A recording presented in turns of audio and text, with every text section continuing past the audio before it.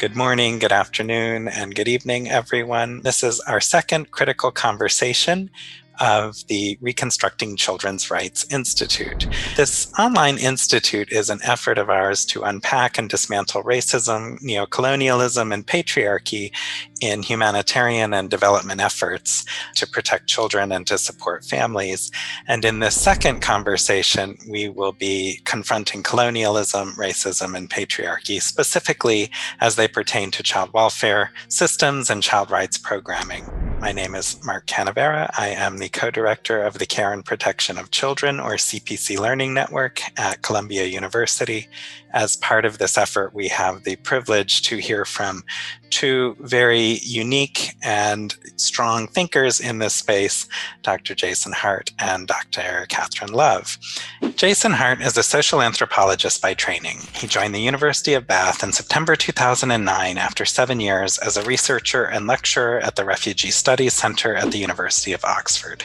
He is also visiting lecturer at the Center for Children's Rights Studies at the University of Geneva. Much of Jason's work has explored the experience of an institutional response to young people on the margins of society and the global economy. Themes such as protection, child rights, peacebuilding, home, militarization, and asylum have been central to this research. Jason has been employed as a consultant, author, researcher, evaluator, and trainer by various UN governmental and non-governmental organizations. He has also served as an advisor to the UN in the formulation of studies, guidelines, and policies. Dr. Catherine Love has conducted work that spans practice, policy, and academic spheres. She is of New Zealand, Maori, or Indigenous descent, and has served as an elected member of her tribal governance entities for over 20 years. Formerly the Director of Indigenous Research and Development at Victoria University of Wellington, Dr. Love moved from academia in 2005 to establish several innovative Indigenous economic and educational development initiatives. These included Ahika Entrepreneurship Education and the Ahika Accelerated Learning Center. A longtime advocate for Indigenous and Endogenous supportive policies and practices, Dr. Love has taught and published internationally and has been a popular plenary speaker at social service, social policy, mental health, and educational conferences. Today's discussion will continue from our first conversation, but you can listen to it as a standalone. We will be expanding our political imagination and delving deeper into international children's rights and child welfare. Inequalities and injustices are apparent across wide swaths of humanitarian aid and international development, and the roots of the child welfare systems in racist, neocolonial, and patriarchal practice is especially problematic, where the roles of children and caregivers and their families vary from context to context. So with no further ado, we will hear first from Dr. Hart, and secondly from Dr. Love, and then hear from both of them in conversation. Great. Thank you so much, Mark. Thank you for the very kind invitation to be part of this conversation and this excellent series. So I thought I'd start off just a brief presentation focused around the theme of universality, which is a key principle articulated explicitly in the UN Convention on the Rights of the Child, that all children should benefit from the various aspects contained within the CRC. But it's also a principle of universality, is a principle within the 1994 Code of Conduct of Humanitarian Principles of NGOs and the International Red Crescent and Red Cross movement. But in reality, when it comes to child protection specifically, which is the topic that I wanted to focus upon, we find that universality actually doesn't play out very comfortably in practice. We have two perhaps overarching issues. One is the question of whose universality, and how do we avoid imposing an understanding of child protection that comes from a very specific cultural, political, economic context and is applied unreflexively to various other very different contexts. So we have a challenge there of how do we define, how do we pursue protection activity in ways that are actually meaningful and appropriate and not damaging to diverse contexts. And then we have another challenge, which is, how do we account for the fact that actually in reality, notwithstanding this emphasis on universality, in practice, many, many children are not protected. Whole populations of children are excluded from the efforts of the major agencies to protect them.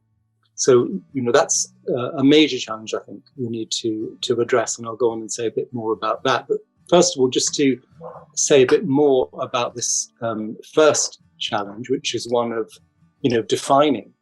How do we define what protection should look like in different contexts? So I would say that over probably the last 20 years, many major players within the child protection field, child protection in humanitarian contexts, within that field, people who come or have come predominantly from disciplines such as global public health, from medicine, from social work, from psychology, they have, notwithstanding their own disciplinary backgrounds, have come increasingly to think about and factor in cultural difference.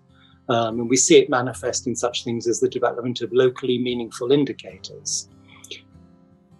What I see, though, in practice is that when push comes to shove, often that intention to cultural difference gets abandoned. So when it resonates with the values, the thinking, the approach of child protection organizations, and by which I mean the major international and UN agencies, when culture becomes an uncomfortable issue, then it kind of gets closed down as an issue. There's not an really thoroughgoing commitment to looking at cultural difference, cultural specificity, and so on.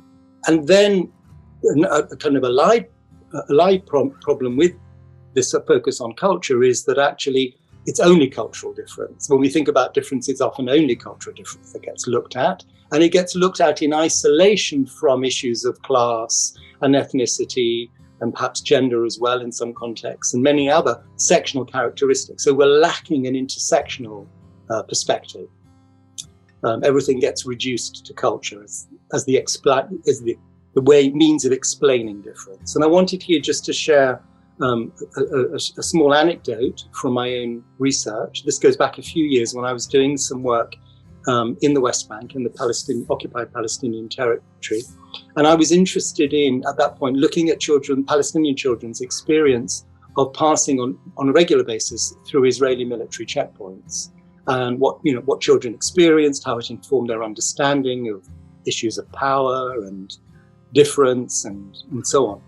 And at one point, I held a group discussion with a number of people, all of whom, as it transpired, were women, were working as educational counselors in different schools to really help support children who were struggling. And I opened up this conversation about passing through checkpoints and so on. And fairly early in the conversation, one of the participants said, I'd like to share with you the experience that I had with my 11-year-old son passing through a particular checkpoint, a large checkpoint near the town in which she lived. And she described standing, waiting in line, quite a long line, to pass through this checkpoint. And the soldier at the front of the line was shouting quite loudly in Arabic to the person trying to pass through the checkpoint at the front of the line. And this lady described how her son, 11 years old, as I mentioned, heard the soldier and said, obviously in quite a loud voice, "Mum, why is the soldier speaking in Arabic?" Because he, perceived the soldier as an Israeli Jew who, would speak Hebrew.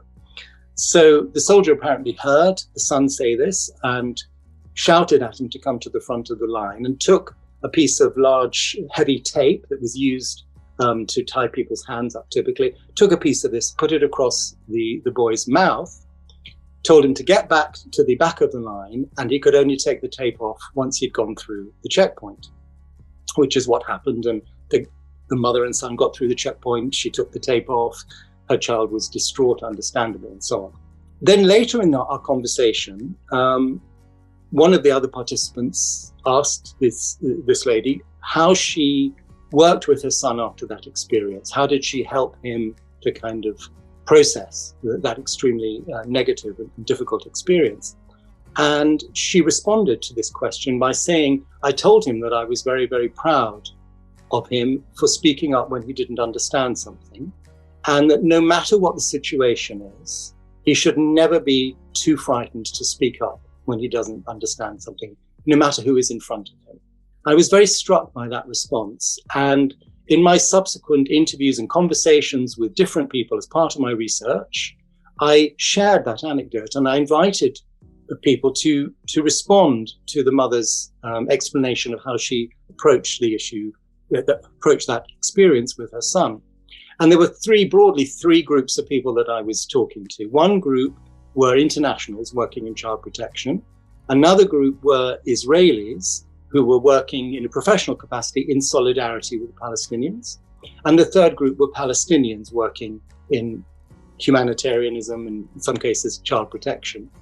Now, the internationals and the Israelis all said exactly the same thing, almost word for word, that they understood why the mother said that, but actually, from the point of view of protecting her son, she should have said to him, you know, it's great that you spoke up, but really you must learn when it's appropriate to do so, for your own safety.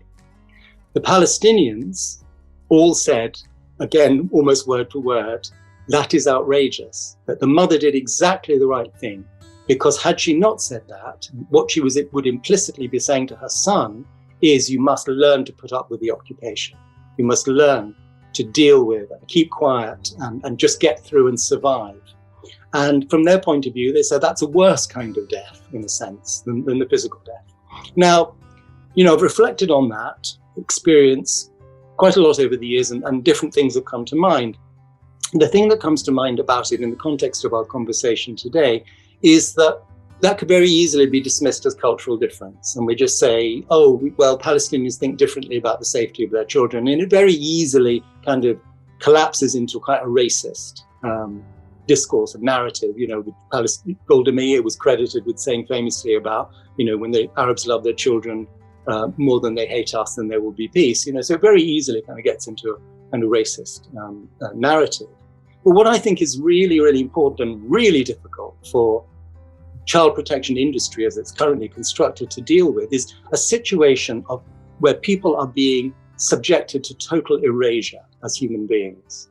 You know, this goes way beyond cultural difference into a situation that child protection as a field, as a professionalized field, has not been willing to step into, to actually look at what is really the experience of people. How has the experience of colonialism, of ethnic cleansing, of destruction, erasure in so many different ways, how does that impact a society? How does it shape what it means to them, what protection itself means to them, what needs to be protected, what is human dignity, how is the individual part of the collective, and how is that collective also protected? So we don't individualize and just focus on the survival of each individual, but we look at the individual as part of a community. So, as I'm saying, I think, a really important point here is that, yes, cultural difference, and let's go as far as we can with cultural difference, but let's not reduce everything to cultural difference and try and explain away everything as cultural difference, because what we lose by doing that is the attention that we need to power and the ways that the symmetries of power exist in the lives of many children and expose them to profound and systematic violence and oppression on a day-to-day basis, puts their lives at risk. And when by their lives, I mean, their moral lives as well as their physical lives. So that was the first thing. And then the second, which is really about, how do we account for populations of children that are left chronically unprotected from political violence? And here, the conventional view, to my mind, is that this is a capacity issue. If there are children that are being missed, we're not doing our job as well as we should be, and we have to build capacity. Build up the tools, the systems. We bring in the handbooks, the minimum standards, the trainings, all of that. And I'm not saying that all of those efforts are without merit. Quite the opposite. They are important, but they're not everything, and they're certainly not enough to counter the processes that leave certain populations of children chronically exposed without any kind of protection. And here we need to, I think, bring in or look at a host of different factors that include donor government agendas. So, for example, I've worked quite a bit in Jordan. Donor governments are not giving money to NGOs working in Jordan to help protect Sudanese refugee children, Somali refugee children, Yemenis, Iraqis. They have been giving to Syrians. They used to give to Iraqis, and then they stopped really giving to Iraqis. They started giving to the Syrians, and so on. So this is an agenda in which donor governments are very much implicated. So you can totally rule out whole populations by virtue of nationality and by virtue of the fact that donor governments are not interested in that nationality. They're interested in this one.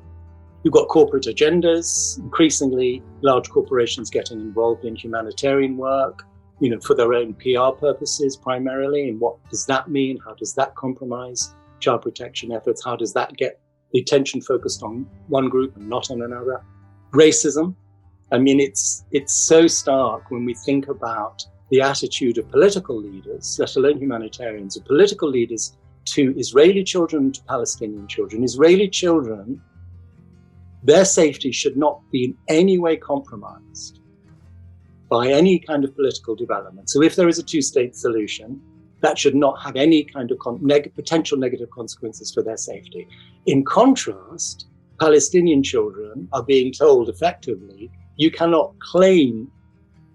achieve protection until there is a two-state solution. And we see this very clearly. Today, the British Prime Minister followed, I think, the US President in saying that the ICC has no competence to judge Israel for crimes against humanity and the various forms of violations that it's been committed. But they won't come up with an alternative. They won't respond to questions about, well, where do Palestinians go when their children are being attacked systematically? So there is racism built into the system, and as evidenced in that particular example. And the last 2 points, a weak commitment to children's rights. So, organizations may talk a lot about children's rights when it comes to, for example, the right to participate, the right to voice your own experience, your own aspirations, and so on. It's managed in very particular ways that often intentionally or unintentionally sidesteps the possibility that children may actually speak about their experience in a way that might be challenging and threatening for humanitarian organizations. So there's a weak commitment to that, and a weak commitment to humanitarian principles, and the principle, for example, of impartiality, which is that you deal with people, you prioritize people on the basis of nothing other than their own need and their suffering in a particular situation. Not nationality, not religion, nothing, on the basis of need. And then the final point is, organizations are working in a field that is crowded. It's a marketplace that's crowded. They're competing for funds that are getting less, are being reduced by governments. And they are increasingly reluctant, I think, to challenge, to speak up, to point out where populations of children are being ignored. If they're being ignored for political reasons, or geopolitics. So, they're backing away from that for the point of view from the aspiration of their own self-protection. And I'll leave it there. Thank you very much. Thank you, Jason. A lot to think about and to digest there. I'd love to turn now to Dr. Catherine Love, who will share really her experiences from within a particular colonial or neo-colonial framework, which is that of Aotearoa, New Zealand, and the way that child protection manifests itself there. Thank you, Mark, and thank you very much, Jason. I enjoyed your presentation, and there's nothing in there that I disagree with. I think it's on point. I would like to talk about the issue at hand, confronting colonialism, racism, and patriarchy in the child welfare arena. Firstly, by looking at what we need to do prior to confronting. So the first thing I think we need to do is to acknowledge the long-term ongoing impacts of colonialism. I'm very aware that certainly in Aotearoa, New Zealand, those impacts are ongoing, and in fact colonialism is ongoing. Working around particularly the Asia Pacific region in the field of child rights and with international humanitarian organisations, I see that the nations where the international organisations are delivering child protection, humanitarian aid, have almost inevitably been the subject of colonisation and colonialism in the past, but also they are aware that very often the humanitarian regime bring ongoing colonialism in their work. And I'm talking about the communities to whom it's being delivered. So a first step is for us humanitarian workers to acknowledge the long-term ongoing impacts of colonialism and colonisation. And that includes the issues that Jason spoke about: power, oppression, economic deprivation in our work. A second primary thing we need to do before we can confront these things is to recognise racism. It's very interesting, and one of the things that I know Jason spoke about early on was the principle of universality and the question of whose universality we're talking about. When we consider that, one thing to look at is the racism that is endemic in our systems, and I'll go on to that a bit further shortly. The other thing that I think is important is to consider culturally constituted gender roles. Now, very often we look at patriarchy from within what may be a Western model of what gender roles should be and shouldn't be in the current environment, and patriarchy in Western societies particularly. I just want to, without reducing the importance of combating negative patriarchy, I would like to talk about some of the misunderstandings that have happened in our New Zealand Māori context. So, for instance, when we as a people meet with other groups of people, we have a process that we go through. And this process involves usually a woman sending out the call to the group that is coming to visit, then a man or men sitting in the front, standing up and speaking on behalf of the group behind him. And then finally, the women usually leading what we call a waiata, a song or a chant that acts like the exclamation mark and adds to the speech that has been given. Now, there was a lot of resistance to our meeting and greeting processes on the part of non-Māori New Zealanders, particularly women, who saw the fact that men stood and spoke on behalf of the group in our culture and sat at the front when meeting new people, who saw that as sexist and insulting to women, and evidence of a patriarchal cultural process, if you like. Now, from our perspective, we have culturally constituted gender roles which we believe are functional. So when the woman who is the first voice in the encounter calls to the visitors, she sets the tone for the meeting. She lays the groundwork for the meeting. The man, who then stands and speaks on behalf of those behind him, is supported by the women who stand and do the waiata or chant afterwards. Or if the man who is speaking is not accurately or faithfully representing the views of the group, the women can stand, begin a waiata or song or chant, and cut him off. If a man is speaking and the women do not want to support what he has said, they can also decline to provide a waiata or a song for him. So in that situation, I would ask, with women being the first and the last voices, who holds the power in that encounter? I don't believe it is the men, but from Western eyes, it was seen as a very sexist, patriarchal process. The other thing that is important, I think, before we can really confront racism, colonialism and patriarchy, is to combat whitewashing. And by that, I mean the assumption that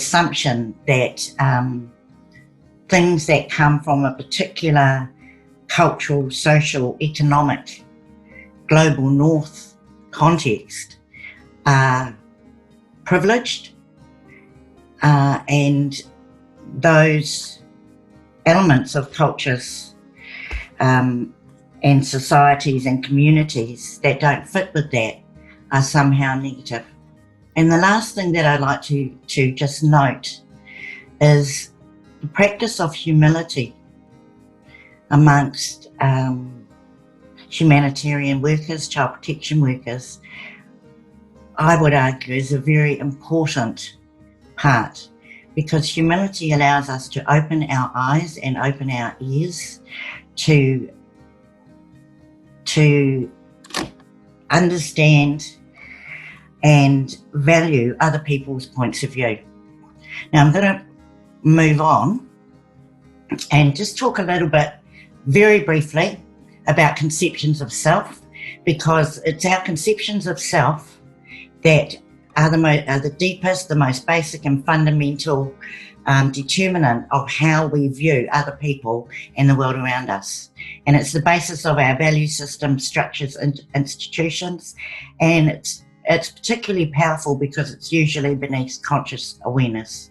In the West, or the global North generally, in training programs in psychology and social work and medicine, the primary conception of self that is privileged in those systems, institutions and learnings is self-contained individualism. This is the idea that we are all individuals with a boundary around ourselves, that all our thoughts, feelings, memories, desires, motivations are contained within that container that is the self, the individual self. Now, within the context of the world's cultures and communities and societies, this Western conception of the person is a rather peculiar idea. Most cultures, including our New Zealand Māori culture, instead have what is sometimes called ensembled individualism or collective individualism, which is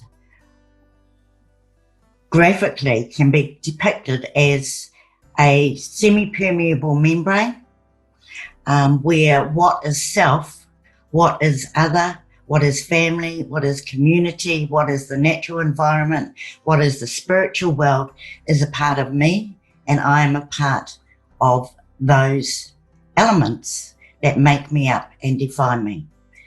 So not individualism, if you like, but I am comprised of the collective and the ensembled pieces of the world around me, including family. When Jason spoke about the concept of universality and raised the question of whose universality, I would argue that it is the self-contained individualistic concept of universality that is privileged within our humanitarian child protection systems. It is the basis of how child protection norms and practices have been developed in the Western world.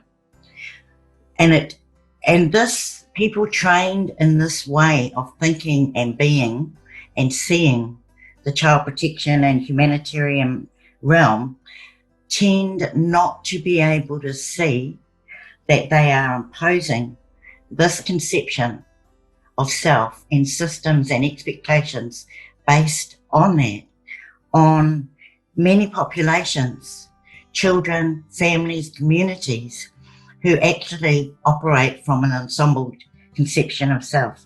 So the formal child protection systems have tended to be based on the notion of self-contained individualism. The informal systems that exist within all communities and societies tend to be based on the concept of ensembled individualism or collectivism. So what happens when aid workers, child protection workers come in, particularly from overseas, and impose their child protection systems, their concepts of social work and psychology, is that it comes into conflict very often with the established collectivist systems that already exist, but may be invisible to, let's say, Western eyes in these communities. And that's a problem. And that's a problem that I've seen both in Aotearoa, New Zealand, where the child protection system is often viewed as dangerous for our families and our children. And it's a problem or a process that I've seen in the Asia Pacific region, where aid agencies come in and want to train more social workers, want to set up and replicate the systems from their own countries in collectivist communities. One of the side effects of this has been the privileging of professionalism. So while child protection is a necessary component of all societies, in order for them to survive, there will be some ways, probably imperfect ways, of protecting children, but it has become a major industry in the global north, within countries such as Aotearoa, New Zealand, England, the USA, Canada, Australia. It's a major industry. It's also a global export industry in the context of international child protection in humanitarian settings. What has happened, in my observation, is that child protection has been professionalised. Credential inflation has been applied to child protection work, in that people need degrees in social work or psychology or other areas. And at the same time, this has undervalued the informal systems, which could instead have been strengthened, that already exist in communities. We have a thing known as the cult of the aunties. And this is the women, often, who are recognised as leaders in their communities, in their families, in their societies, who carry a lot of weight and understand, whose word carries weight and who understand the situation of families and children in their communities, probably a lot better than those who come from outside. So there's been an undervaluing of the importance of connections and connectedness within communities and status in communities. And that undervaluing has meant the underutilisation of those existing systems and networks within the communities that we are working with in the humanitarian field. I agree, and very powerful things. And I want to recognize and uplift what you said about the first step before confrontation and confronting racism and neocolonialism and patriarchy needs to be an acknowledgement that these are problems. And I think that is a large goal of what we are attempting to do with this series and this institute, is to put these problems on the table for discussion and hopefully collective action. I also really appreciate what you said about humility as a skill. I also teach and have been trying to make explicit to my students, and I think they would teach me this as well, that learning to be humble can be very difficult in today's world. We are trained to be confident, professional spokespeople, and in fact, being good listeners and humble listeners is something that we need to practice a lot more of, and I really appreciate your highlighting that. Both of you really highlighted the ways in which international humanitarian work and child rights work specifically focuses on children in an individuated way, sidestepping the possibility for their collective societies, for the societies that these children are in, to be part of the solutions. How do you think we reached this space? If we're thinking about the historical storytelling, Catherine, you also very rightly pointed out that most of the parts of the world where the humanitarian industry operates are the post-colonial world, and that's not a coincidence. Jason, you pointed out that where funding goes follows geopolitical trends, and I think that is increasingly the case rather than less and less the case. How did we reach this point where something that should be a global collective endeavor like child welfare has become quite politicized and has become entrenched with the post-colonial efforts and neo-colonial efforts? Because as you noted, Catherine, colonialism is ongoing in many ways. I think child protection is always political. I don't think it's become politicized. We can see political calculations behind patterns of funding, for example.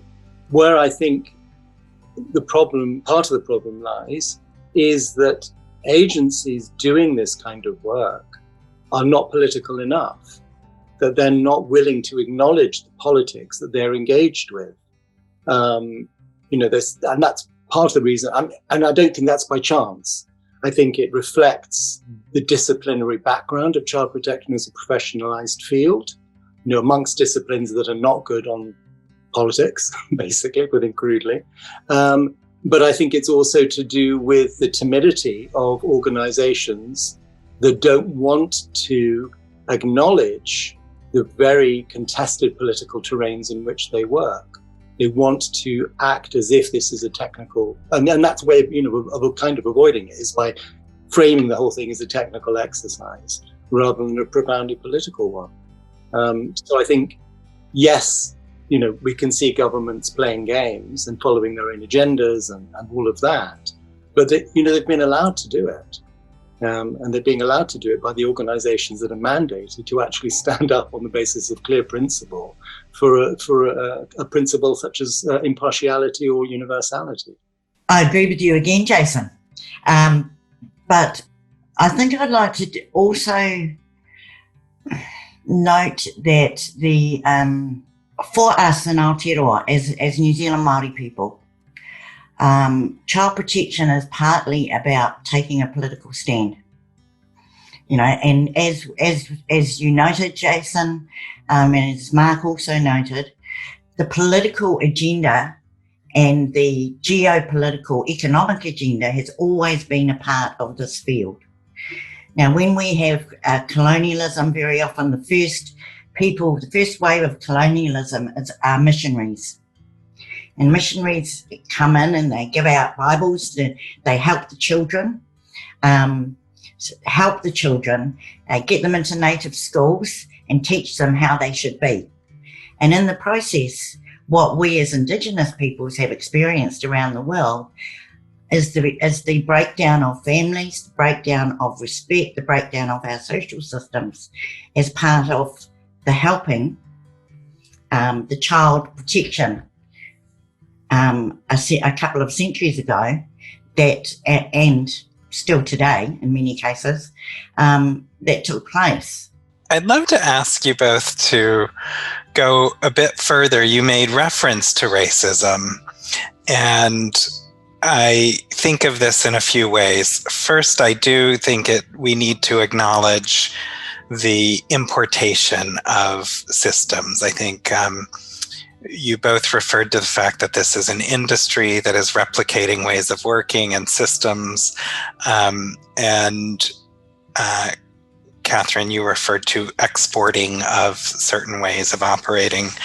I tend to think of the international aid industry as being quite rooted in one specific kind of operating, which is Anglo-Saxon systems. That is a very unique vantage that is, it does not have, the government or the state does not have an ongoing relationship with families in this system. It intervenes when families are perceived to have broken down.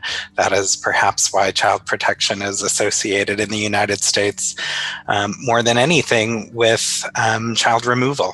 And I don't think that is disconnected from the experience of native schools that you referred to, Catherine, and the removal of children and their re-education. Now, that particular system, I do believe, is being exported through the humanitarian industry. And what concerns me, many things concern me about that. One is that the systems themselves are well documented to be racist in the fact that they have racist outcomes. There is a well-documented overrepresentation of Indigenous children, African-American children in the United States, but ethnic minority children in other countries in these child welfare systems that are then the model. So we are using a model that itself has many problems. But I also heard you saying that the individualism of the systems that are being replicated is itself a form of dominance and hegemony. So I would just love to hear both of you kind of speak to each other and to everyone here about how racism is infecting and imbuing these systems and how that is playing out today. Well, here in Aotearoa, New Zealand, we certainly reflect the international statistics, whereby we are, New Zealand Māori, for instance, around 14% of the population. Other Pacific people is around 8%, but we make up around 85% of children in care, and more, in fact, in youth justice facilities, residential homes. And this has been an ongoing issue since, since the systems were introduced, really, since the 1960s, 70s. I just think that the concept that a child can be well and whole without consideration of the family that they are part of and that are part of them does not make sense to me. So in focusing on the individual child and the well-being of that child, without looking at the issues of poverty, oppression, intergenerational trauma, unemployment, that their families are in and their communities are in, is not helping to resolve the problems. It's at all. It's not challenging the systems that have created conditions that our children are living in. In terms of our Indigenous identity, removal of children from their whānau family community context is child abuse. And that is how our people see in most cases, I would say, the child protection systems, they see them as colonial instruments of abuse, of further abuse and oppression of Indigenous families. Jason, do you have anything to add here? You did reference anti-Arab racism in some of the political speeches, ways that you see that playing out in your analysis of global humanitarian work for children. Yes, I mean, I personally witnessed the kind of racism of European, North American staff members of INGOs, of UN agencies, behaving in parts of the global south, treating women, treating children in ways that they would never dream of doing to white children in their own country. You know, the disregard, the disrespect, the violence, in some cases, the exploitation. I mean, these things are coming to light, you know, through a number of scandals, certainly in the UK with organizations such as Oxfam. You know, it's very easy just to kind of blame an organization, say it doesn't have proper processes, which may or may not be true. But the really challenging thing is to look at the deeper mindset, you know, that exists, of which this is a kind of obvious manifestation, but we actually need to look at, in a sense, we're looking at the tip of the iceberg, literally. And we need to look at the kinds of attitudes that lie beneath that. And I'm really by no means wanting to suggest that, you know, humanitarian workers are, you know, inherently, you know, have these kinds of attitudes. But I have seen it, you know, in a place that one might expect as to be the last place where one encounters such attitudes. So it's particularly shocking. And as I said, I do think it begs questions about the deeper mindset, the deeper culture, if you like, of humanitarianism, that this kind of stuff goes on, you know, in ways that are seen in scandals, but on, you know, kind of more of an everyday basis as well. Can I perhaps give some examples? Because I'm really aware that, you know, we talk about racism and colonialism, but most of the active racism and colonialism that I have seen in the INGO and humanitarian field has been unconscious and unintentional. I recall attending meetings of child protection workers from different organisations in the Asia Pacific region, and most of them were internationals, and there were some local agencies and workers present as well. What I saw in those meetings was a dominance by the internationals who were faithfully trying to replicate their systems, their paperwork, you know, their ways of doing things in the local context. What I also saw, I guess, as a person of colour in those contexts, was the quiet looks from the local people who experienced this imposition as insulting and degrading, but who did not feel they had the power to actively challenge it, because it's the internationals that have the resources. So the internationals control the resources, and the local people may see racist imposition of inappropriate systems, but don't necessarily have the power to challenge that, for fear that there will be a political backlash and the communities won't get anything of the resources. So that's just one observation. Another one is when also working in the Asia Pacific region, you probably both be familiar with 3-in-1 coffees. Are you not? Oh yes, now I know what you're talking about. The milk, sugar, and coffee all in one. Yeah. Yes. Well, I love it. But anyway, I was working at a international INGO office. Right next to the office was a little coffee cart that served and I'm talking about right next to the office, a coffee cart run by the local community that served 3-in-1 coffees, and little home-baked muffins and things. Every day, the INGO workers would walk, morning tea, afternoon tea, would walk to a cafe some distance away to have lattes, cappuccinos, and so forth. I went to next door to the 3-in-1 coffee machine and got to know the local community and support them. And that may not be racist, it may be just a simple preference, but it's an active choice not to connect meaningfully and support the local community and the local business, if you like.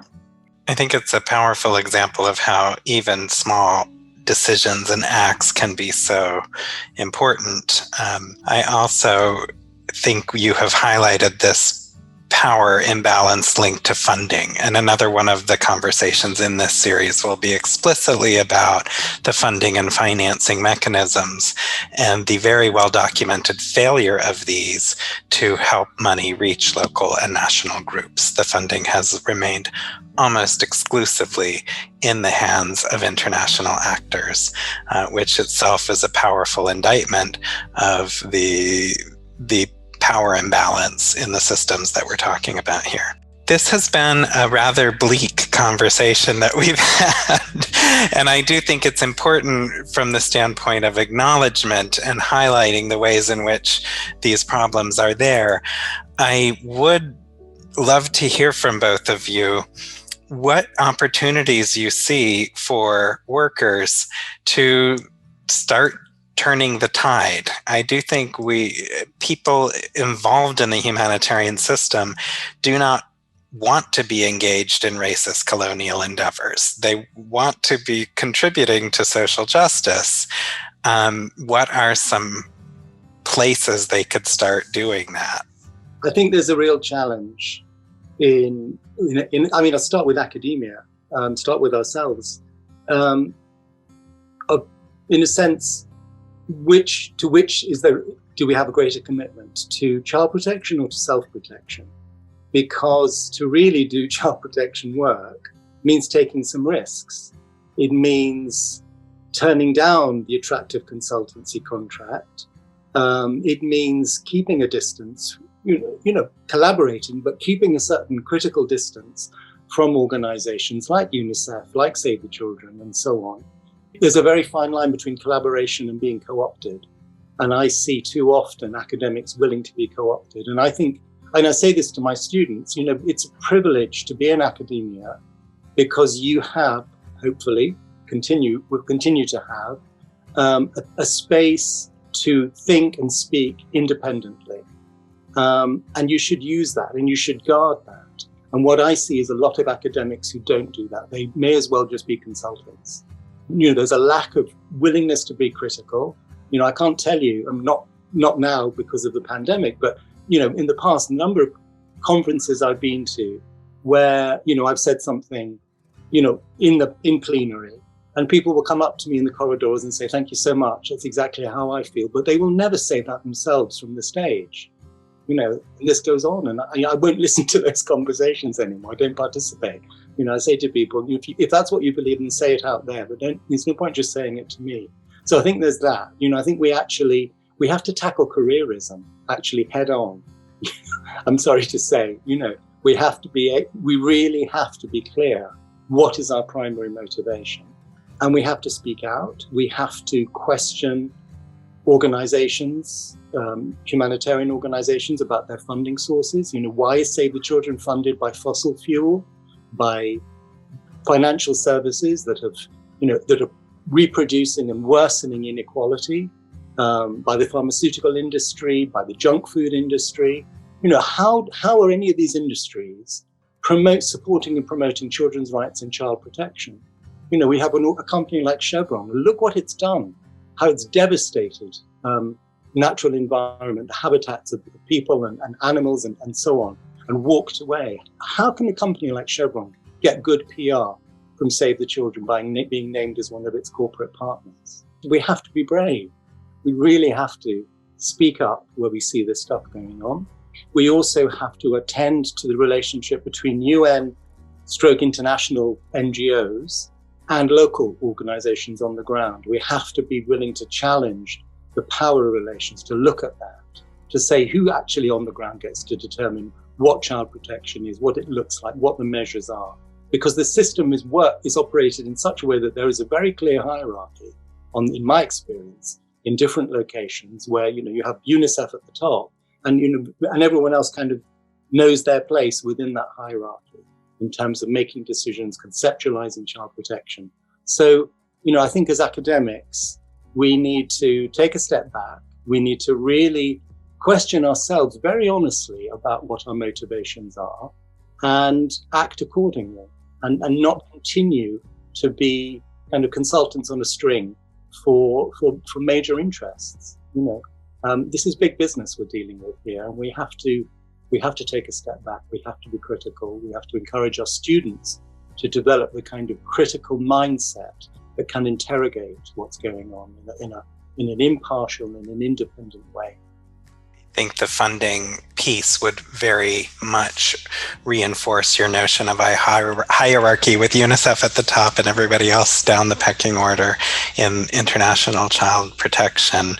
And I also really appreciate your focus on undoing careerism, which I think has moved in tandem with the focus on professionalism that Catherine spoke to. And what has emerged is a very clear path to a fruitful career in international child protection. That is a fairly standard career progression now, but at what cost? And can one move up that ladder and still be critically interrogating the system is what I think we need to continue to be asking ourselves. Catherine, I heard a lot of agreement from you during that as well. Absolutely, I agree. It does take courage to challenge, and if one's career, one's work, one's income is tied into, the international hierarchy of child protection and humanitarian work, it is very difficult to speak up because the work can dry up. But I also, I agree, we need to challenge, we need to point things out, generally within academia and within the professions. But we also need to listen. I think we need to listen and be really open to people from the communities. And I'm talking again, the cult of the aunties. What would they want to see happen? What are the priorities for their families and their communities? What are the things that are going to make life better for the children and their families?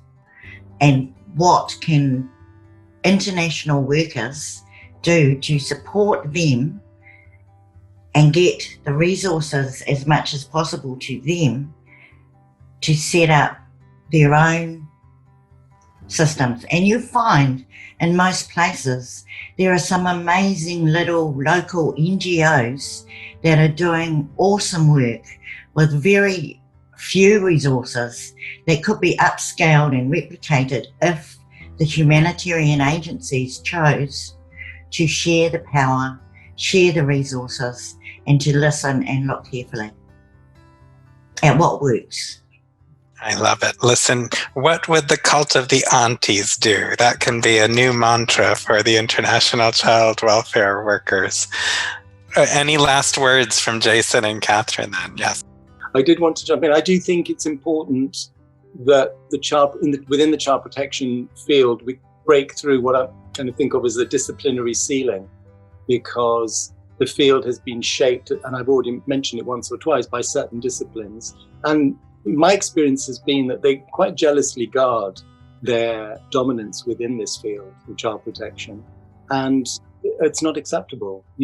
Child protection needs anthropologists, it needs sociologists, it needs politics people, IR people, economists, a whole host of other disciplines have important things to say of relevance to child protection, and I don't see the willingness to engage with them and with their perspectives. And I think the child protection field is the worst of that. I think that's something that we really have to tackle. I've often thought of child protection as too interdisciplinary already, but that is a persuasive call for even more fields to be involved. Yeah, and really I would echo that, but from the perspective that social work, professional associations, universities, psychology, professional associations, universities, and so forth, guard their territory very avidly.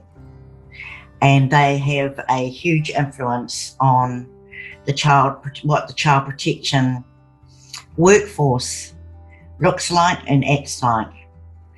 I would want to see the professional associations and trainers and so forth actually showing some respect to non-professional, the informal workers in communities, the informal systems in communities, and helping to strengthen and resource them, I think. Because effectively, at the moment, the professionalisation of child protection and humanitarian work is taking resources away from the communities that really need them. That's the effect of this professionalisation and westernisation, I guess, of the field.